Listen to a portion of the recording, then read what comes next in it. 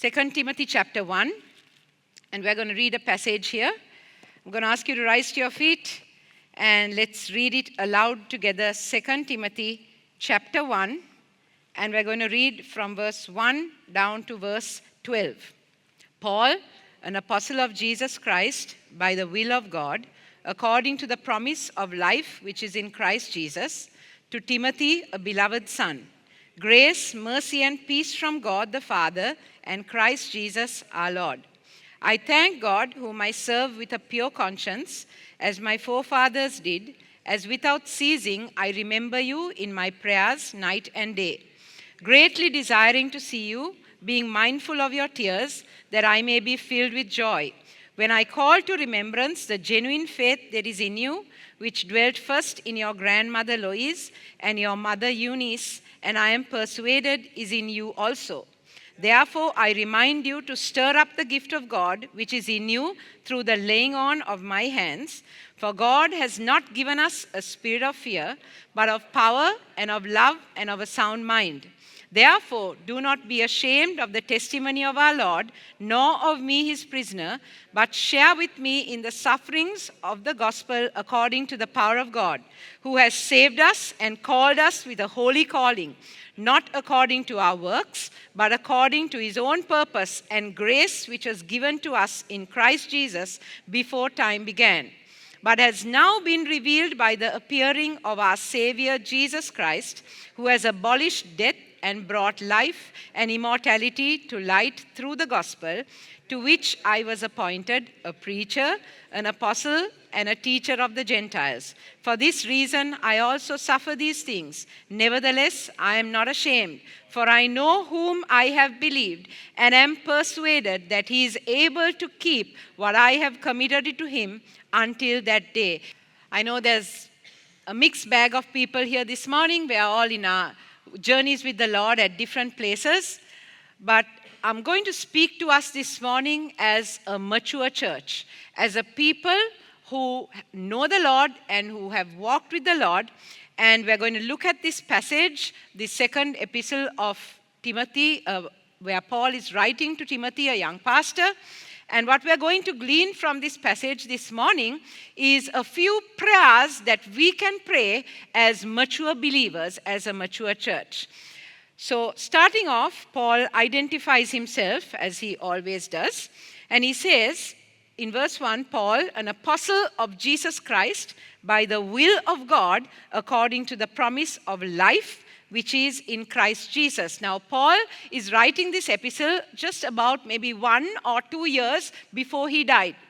And he's writing this not from a joyful place, not from a place of freedom, not from a place where he's enjoying life, but actually in an underground dungeon which had a tiny hole through which food was passed down, in isolation, and not the best portion of Paul's life.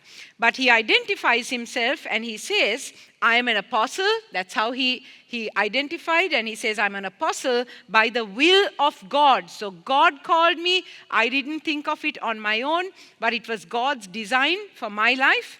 And he says that he has the promise of life, which is in Christ Jesus. So even in this dark, dreary, forgotten, forlorn, abandoned place, Paul speaks with hope and expectation of the life he has in Christ.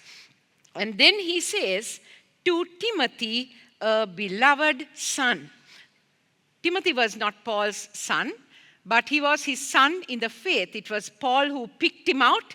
It was Paul who, laid hands on him and brought out those gifts, that calling in Timothy. It was Paul who set Timothy up for ministry, gave him that environment to serve, and thereafter mentored him and fathered him in his journey. And this is the prayer that I want us to pray this morning as a church. God, give us more sons and daughters in the faith. As mature believers, as those who have walked with the Lord for a long time, we are not all Pauls in the sense that God does not call us to be, or us all to be apostles, but we can all be spiritual fathers and spiritual mothers to a new generation, and we need to do that. We have not been saved by God just so that we could have a good life and we could lead our families well and do well in our job and have an enjoyable and a successful and a fulfilling time here on earth.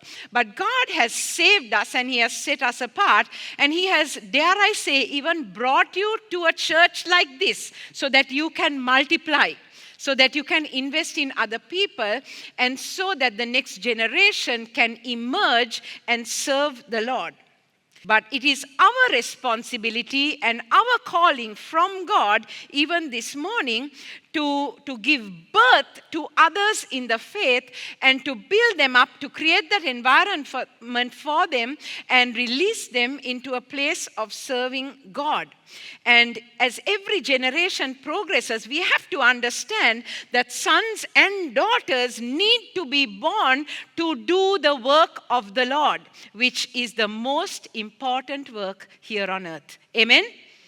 Every other kind of work we do, the rewards and the fruit of it is only for this life.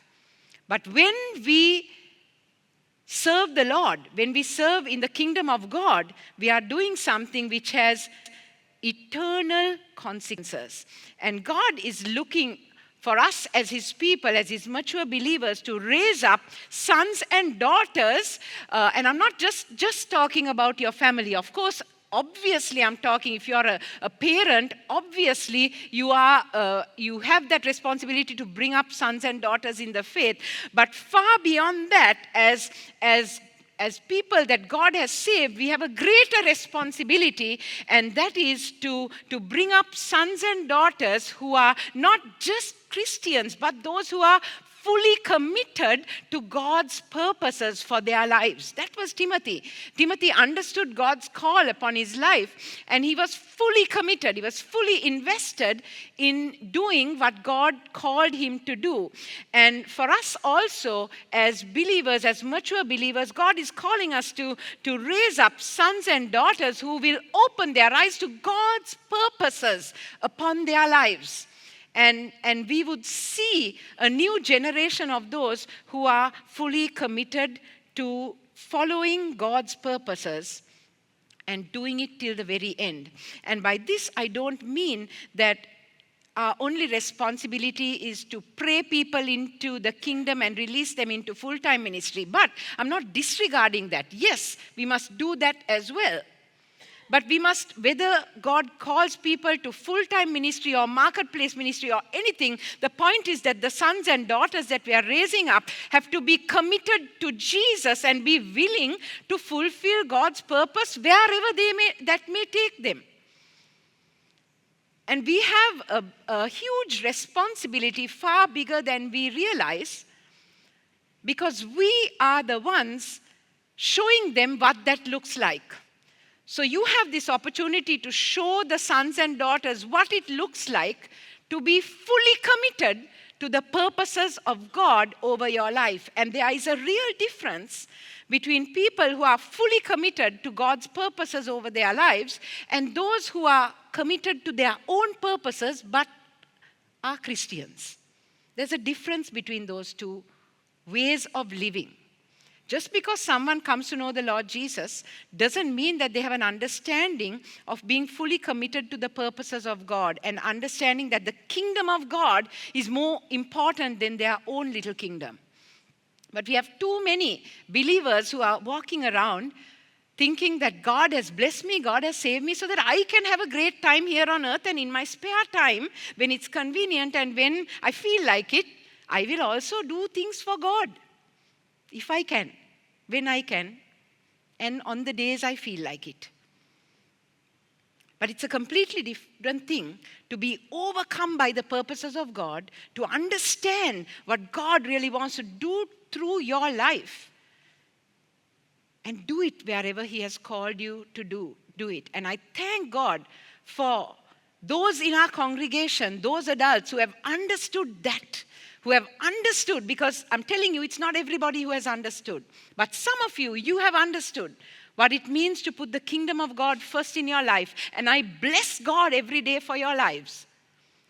And I pray that all of us will understand what that means. And we have to live that out. And we have to pray that God will give us sons and daughters like that. And we will raise up a generation of young people who will not think that doing their job is the most important thing in the whole world. It is important. You have to be diligent. You have to be good at your job. But the kingdom of God is more important than your job. That's the truth. And if we really understand that, we will realize that it doesn't have to be an either-or situation. You can be fully committed to the Lord and do your job well. You can be fully committed to the Lord and lead your family well. You can be fully committed to the Lord and fulfill all your home responsibilities. You can. And that is what God expects of us. And I believe this morning, I'm asking us this morning to have this prayer in our hearts. Lord, give us sons and daughters who will be fully committed to your purposes. Are you going to pray that prayer with me? Yes. We have to live it if you want to pray it. Secondly, let's see what Paul says in verse 3 to 5. He talks to Timothy. As I told you, this is a letter to Timothy. And he's telling Timothy, I thank God, whom I serve with a pure conscience, as my forefathers did, as without ceasing I remember you in my prayers night and day, greatly desiring to see you, being mindful of your tears, that I may be filled with joy when I call to remembrance the genuine faith that is in you, which dwelt first in your grandmother Lois and your mother Eunice, and I am persuaded is in you also. Sons and daughters don't just happen. Sons and daughters in the faith are not accidents. They are a return on the right investment. As Paul says here, Paul's talking about his own life. He's not talking about his biological parents here, but he's talking about how there were many who went before him who served the Lord. And so he's talking about his heritage in that sense. And then he's telling Timothy, I pray for you without ceasing, night and day. I pray for you. So he has been making that investment over Timothy's life. And then he says in verse 4, I greatly desire to see you. I'm mindful of your tears, that I may be filled with joy. So he's talking about that emotional connection that he has with Timothy, where he's compassionate towards Timothy. He is worried about Timothy. He loves Timothy and he prays for Timothy. And then he talks in verse 5 about Timothy's Christian heritage, about his mother and his grandmother who were of the faith, and obviously deposited that faith in Timothy as well. And so Timothy was really blessed because, unlike many of the people around him, he had this Christian environment even in his home from his grandmother and his mother. And sometimes I come across children, maybe even in our church, who are second, third generation, and you have that, that heritage in your home, but sometimes we don't value it. Sometimes we disdain it. We even despise it at times, and we don't realize what a blessing it is to have been born in a home where you got to know who Jesus is. That's an unbelievable blessing. And at the same time, it is a great blessing to be a forerunner in your family, where you turn from darkness to light as the first one. And now you get the chance to impact your family line forever. Hallelujah. I believe there's a mix of that here this morning. But whatever it is, Paul was talking about the investment that had been made and that is being made in Timothy, which made him who he was. And so, as mature believers, we need to ask God for grace and strength and wisdom to make the right investment in the next generation. And if we make the right investment, we will have a return on it. Amen? We will. I'll tell you why we will. Because God is no man's debtor. And because God is not unjust. So, that's the very character of God. So if you make the right investment, in your children, in your grandchildren, in the sons and daughters around you, in your church community, in the environment where you are, we will see a return on that investment. But if we live callously, if we live carelessly, if we don't live righteously, and if we don't live intentionally and purposefully, we will also reap from the lack of investment. Sometimes we don't see the return in our timeline and according to our desires. And we have certain disappointments about those things.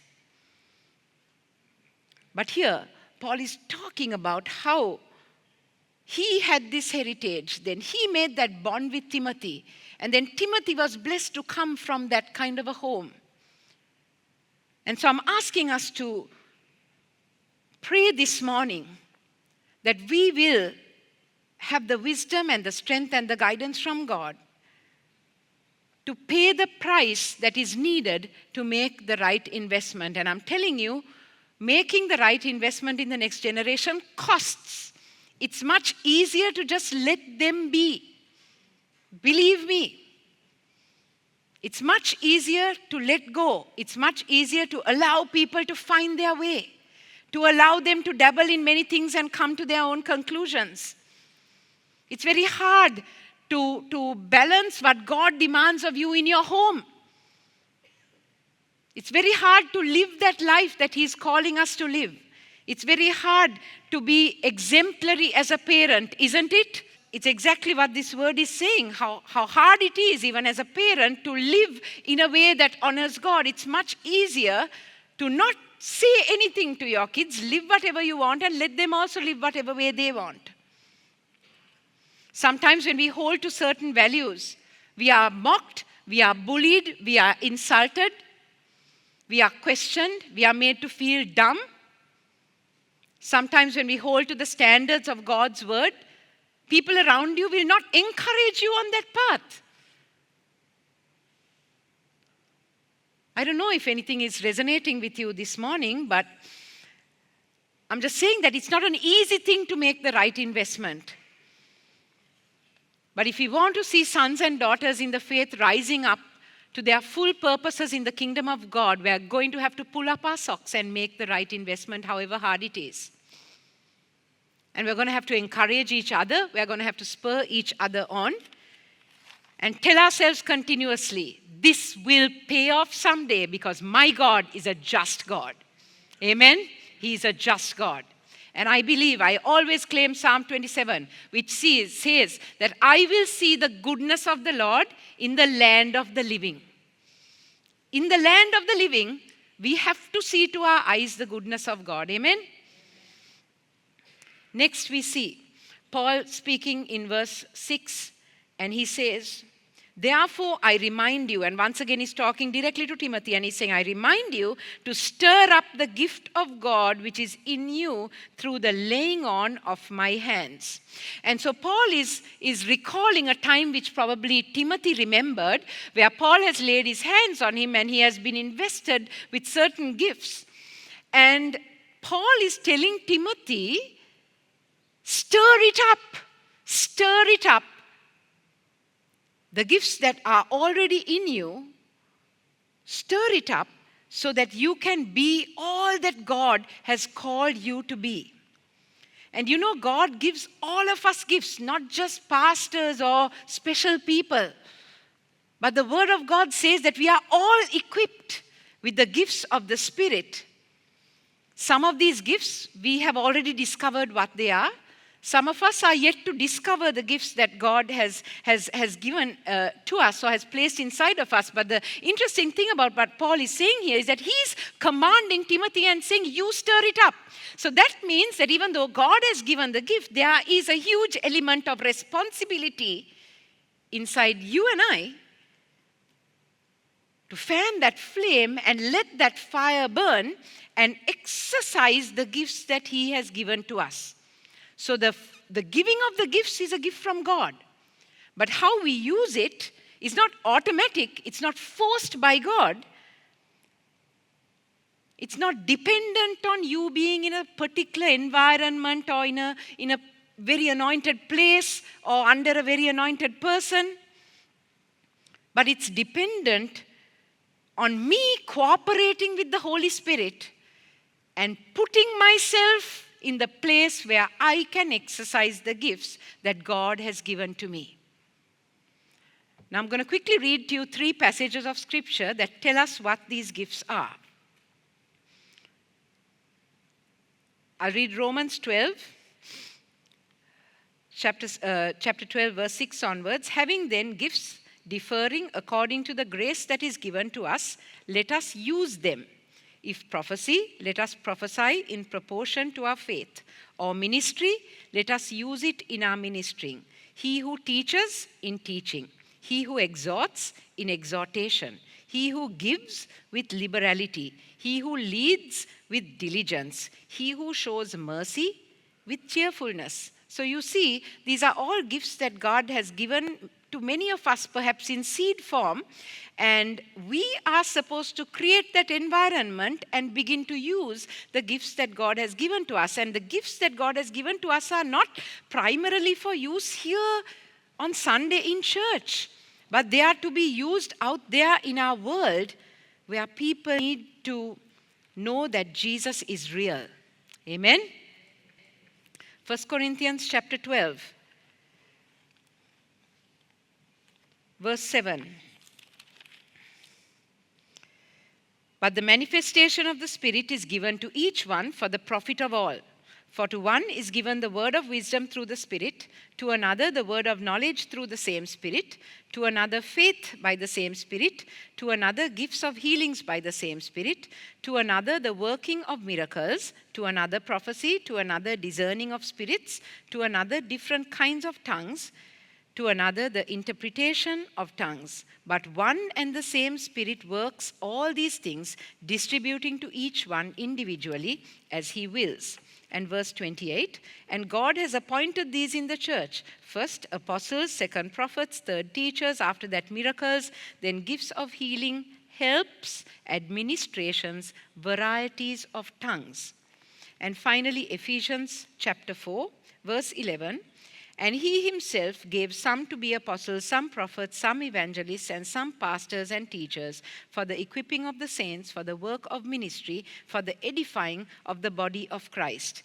Each and every one of us has received multiple gifts, I believe. If you haven't, then you need to sit at the feet of the Lord, discover what gifts he has given to you, and begin to use them.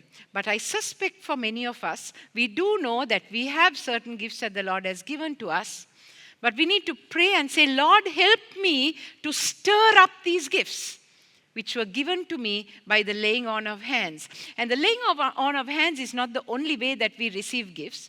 But we can just ask God and he will give us certain gifts. And some of us, it's when we begin to serve in a certain area that we realize that God has indeed given me this gift. Like, for example, if you have compassion for people who are sick. You know, some people don't have compassion for anybody who is sick at all. And some have a deep sense of compassion even if they don't know the person. And to some of those people, God gives the gift of healing so that with that compassion, they will go and lay hands and pray on that person and they will see the sick healed. And sometimes it's through your desires or just opening yourself up to certain kinds of ministry that you begin to discover that God has indeed given you these gifts. But sometimes we receive gifts when people lay hands and pray over us. And I myself have had many opportunities where people have laid hands and prayed over me. And I have sensed at that time that God was giving me certain gifts. And sometimes they've even said it. And for those of you who never had that experience, come to camp. Camp is an awesome place to have people lay hands on you and pray and receive things from the Lord. People begin to pray over us and lay hands on us, and God does amazing things in our lives. And for some of you, even as I'm speaking, I hope you're looking back on camps gone by and people who have prayed over you and certain gifts that God has given you. And God is saying this morning to you, stir it up. Stir it up. and begin to move once again in those gifts that God has placed inside of you. It doesn't have to be dormant. It doesn't have to fade away. You don't have to think, oh, God is not moving anymore. Perhaps it is us this morning who need to say, Lord, stir that desire once again in me. And for some of us, we need to put ourselves by faith into an environment where these gifts will be stirred up and used for the glory of God. God's not going to forcibly work in our lives, but He works when we come and say, Lord, here I am. Use me. Do something through my life. And when we step out in faith. And that leads us to verse 7, where Paul is saying, for God has not given us a spirit of fear, but of power and of love and of a sound mind. You know, as I was reflecting on this verse, this is what came to me. God has not given us a spirit of fear. Yes, He has not given us a spirit of fear. Some of us have fears. Some of us are selectively fearful. In general, we are not fearful people. We are not fearful to fight with somebody. We are not fearful in certain environments. In fact, in certain environments, we are bold as a lion. So we are not fearful for things like that, right? Sometimes to bang on doors or to fight for our rights in certain environments, in certain places. We are not fearful for those things. But I realized, even as children, sometimes we are not fearful to do the wrong thing. You look at, if you look at your own life and some of the stupid things you've done as a kid, you had a weird boldness, a stupid boldness about you to do things which you really should have been fearful to do. But what has happened to us is that the enemy has crippled us and made us people who are mostly fearful for the right thing. And we are very often fearful to stand up to pressure, fearful to stand up for the right thing, fearful to witness. How many of you are fearful to witness? You don't mind, you have no fears talking about a lot of other things in any forum. But you're too fearful to open your mouth about God. Right? So see how the enemy has come and crept into our lives and distorted things in our lives to an extent that we are not scared to do the wrong thing, but we are very often scared to do the right thing. But this word says, God has not given us a spirit of fear. Hallelujah. He has not given us a spirit of fear. But what has He given us? It doesn't say He's going to give us. It says that He has given us of power, of love, and of a sound mind.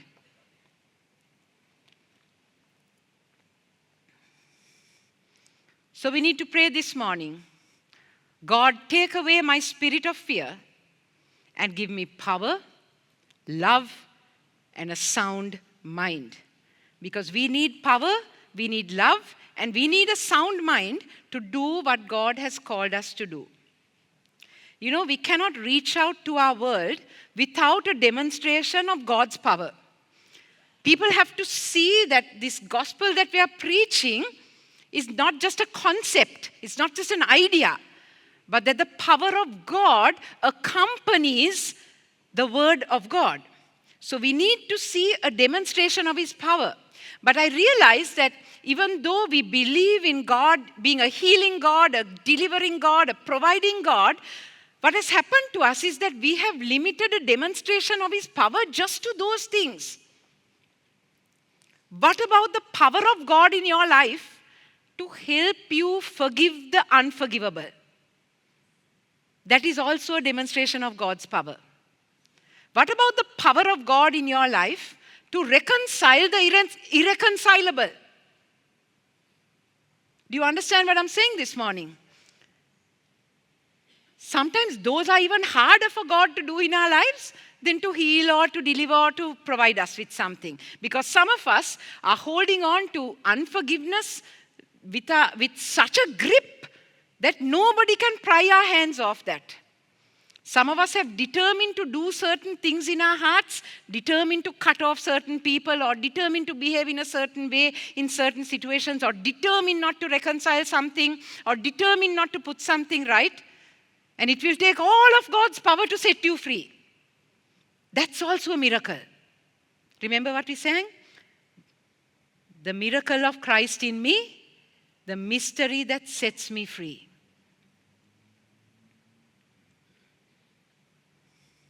I'm nothing like I used to be. Open up your eyes and see. Maybe there are people that you've been angry with for a long time. Maybe there are people that you have not forgiven for the last 25 years. How about a demonstration of God's power in your life, in your friend group, or in your circle of relations where they see the power of God transform you? So you forgive someone that you could never forgive by your own strength. Or you begin to love somebody who really is considered unlovable. And of course, the power of God through healings and miracles and deliverances and provision. All of it. Don't put God in a box, but allow Him access to every area of your life so that the world around you can see His power. Amen? But the power of God is useless if we don't couple it together with love. And this, people have to see the genuine love in our hearts, genuine love and kindness. When you look around our world, the truth is that there is enough hate, there is enough sarcasm, there is enough criticism, there is enough meanness, there is enough toxicity. People need to see pure and simple love and kindness in the people of God. God has to do that in our lives, because the world is trying to shape us very differently. I've noticed that especially now, in the guise of, being honest or just being transparent or just being real, we've used that as an excuse to be really mean to people, to have no filter on what we say, to hurt people without any boundary whatsoever. And we call it just being real, being transparent. Just, I don't want to be fake. And while you're saying that also, you look so fake. God has given us power, and He has given us love. Love for Him, and that love to transform us to love people. And power and love joined together is a powerful demonstration in our world of who God is. And not only that, a sound mind. A sound mind is also something sorely lacking in our society. Everyone seems to be going off their mind, no jokes. I don't know what it is about the pace of our world that, as you know, mental health issues are on the rise. We cannot keep up with it anymore. Every other person is irrational, imbalanced, crazy. But the Word of God says that He has given us a sound mind.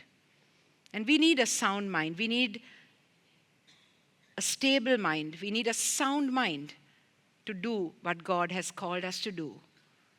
And God has already given that to us. We just have to access it and receive it and come under His authority so that we will operate in this manner. So you got to pray and ask God, take away my fears, especially my fears to do the right thing. And instead remind me that you have given me power, you have given me your love, and you have given me a sound mind. And then Paul says in the next section, he's telling Timothy, don't be ashamed of who our Lord is. Verse 8. Don't be ashamed of me, that I'm a prisoner, that I'm suffering in this way.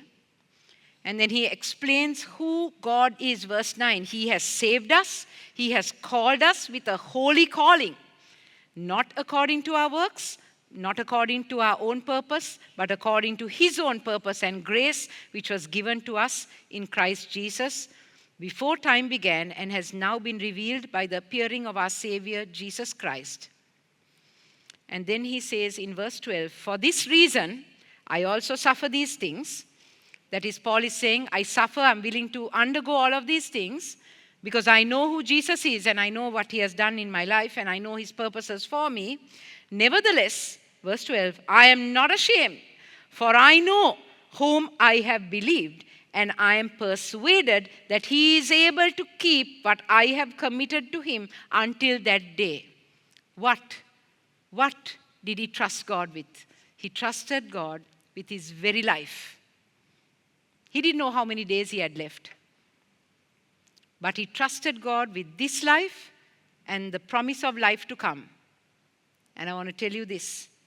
We need to ask God to help us to trust Him with our lives and to trust Him enough to obey Him with reckless abandon. We sing that we trust Him, we say with our mouths that we trust Him, but when it comes right down to obeying Him, our lives tell a very different story. Both in the big things and the little things, many of us are struggling because we don't believe that if we give Him our life, that He is able to do something beautiful with it and that He is trustworthy. Some people are not able to trust God even with a partner because they think if I leave it to God, He'll choose someone ugly. He'll choose somebody old-fashioned and boring. So I need to take matters into my own hands and then ask God to bless it. Because we can't trust God with those big choices in our lives. But Paul said, without fear, I am not ashamed, for I know whom I have believed. I know who He is. And I am persuaded that He is able to keep that which I have committed to Him until that day. And so the final prayer we must pray, Lord, help me trust You and abandon myself to You. And some of us as parents also have to pray this prayer, Lord, help me trust my son and daughter to You.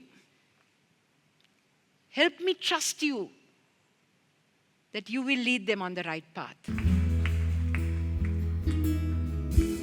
I just want to speak the name of Jesus over every heart and every mind. I know there is peace within Your presence. I speak Jesus.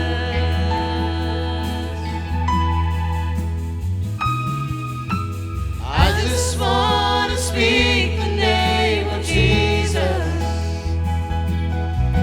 till every dark addiction starts to break, declaring there is hope and there is freedom. I speak Jesus. Your name is power. Your name is power. Your name is healing. Your name is life. Break every stronghold. Break every stronghold. Shine through the shadows. Burn like fire.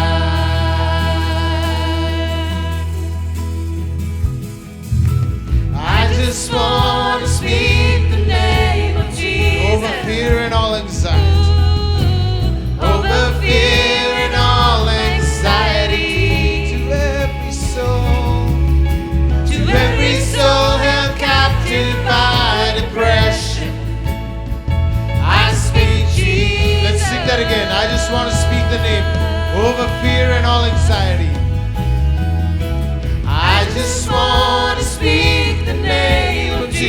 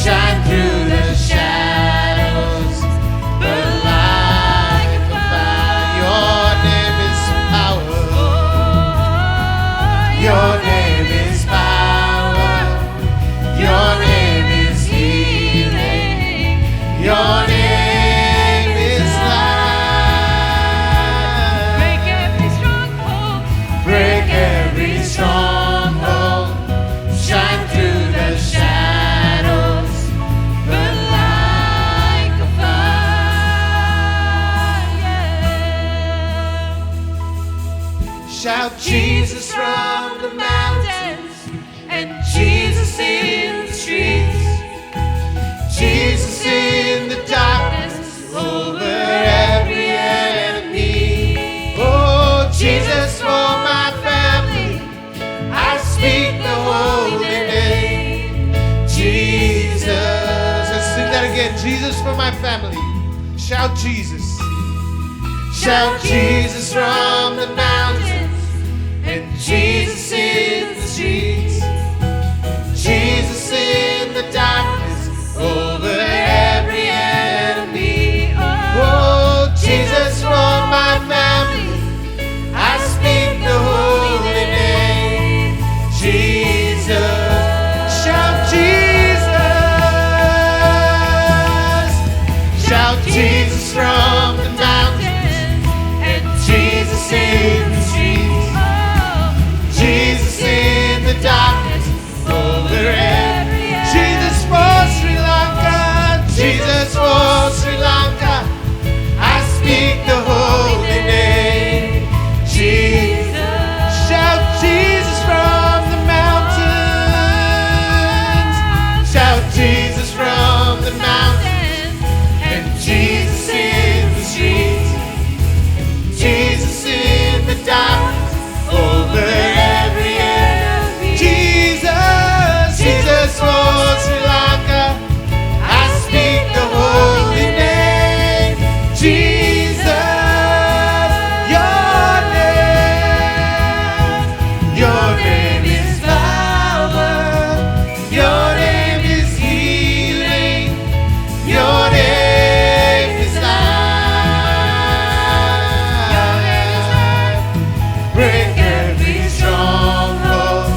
Shine through the shadows.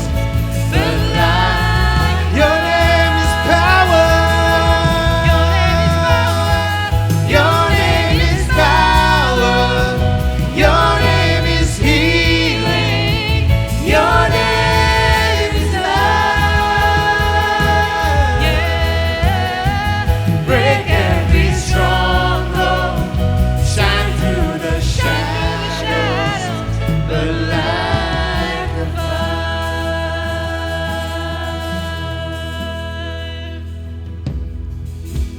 For the sake of the world, burn like a fire in me. Light a flame in my soul for every eye to see. For the sake of the world, burn like a fire in me.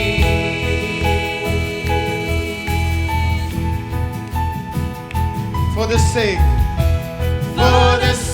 of the world, burn like a fire in me. Light a flame in my soul for every eye to see. For the sake of the world, burn like a fire in me. Let it burn in me. For every need. For every need to bow down, for every heart to believe, for every voice to cry out, burn like a fire in me, for every tongue to confess that you alone are the King, you are the hope of the earth, burn like a fire in me, for every need to bow down, for every heart to believe, for every voice to cry out, burn like a fire in me.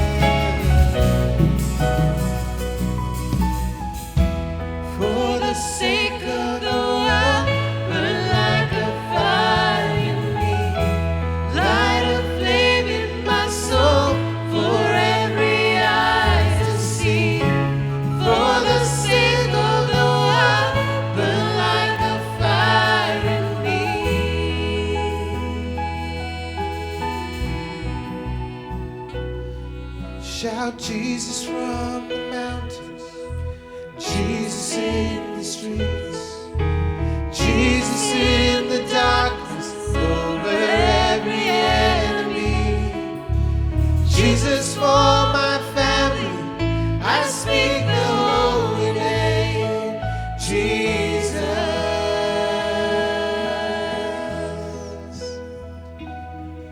Shout Jesus from the mountains and Jesus in the streets. Oh, Jesus in the darkness over every enemy. Oh, Jesus for Sri Lanka, I speak the holy name, Jesus. One more time, shout Jesus. Shout Jesus from the mountain and Jesus in the street.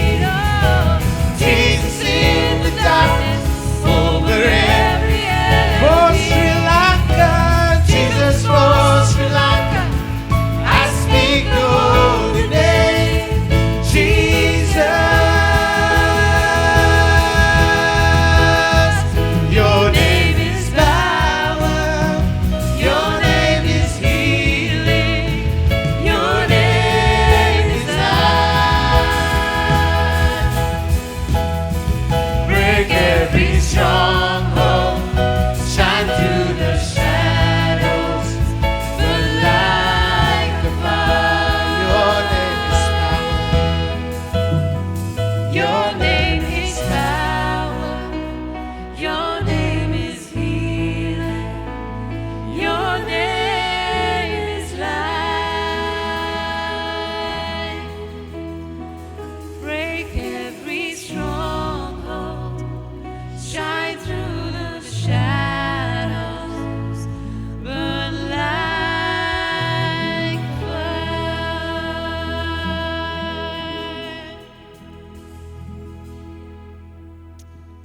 Burn like a fire in us, Lord. Burn like a fire in us, Lord. Stir it up in our hearts, Lord. A passion for your name.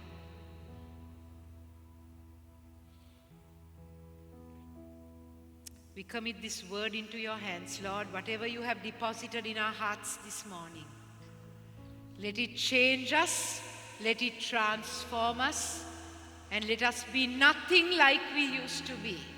Hallelujah. Do that in our hearts, we pray in Jesus' name. Amen.